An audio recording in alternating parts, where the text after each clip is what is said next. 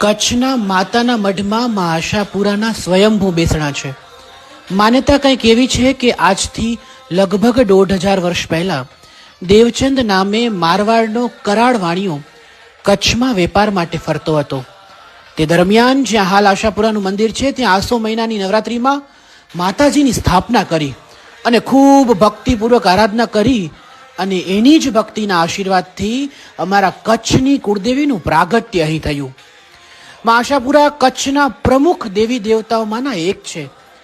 તેમના નામ છે એ મુજબ તેમના પર શ્રદ્ધા ધરાવનાર અને પૂજનારાઓની માતાજી ઈચ્છા પૂરી કરે છે.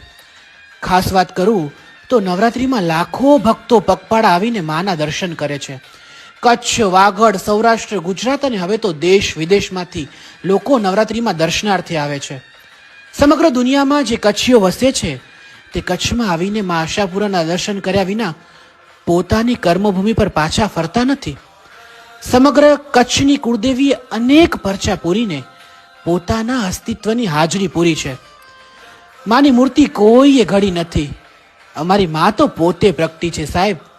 અમે કચ્છી લોકો અમારી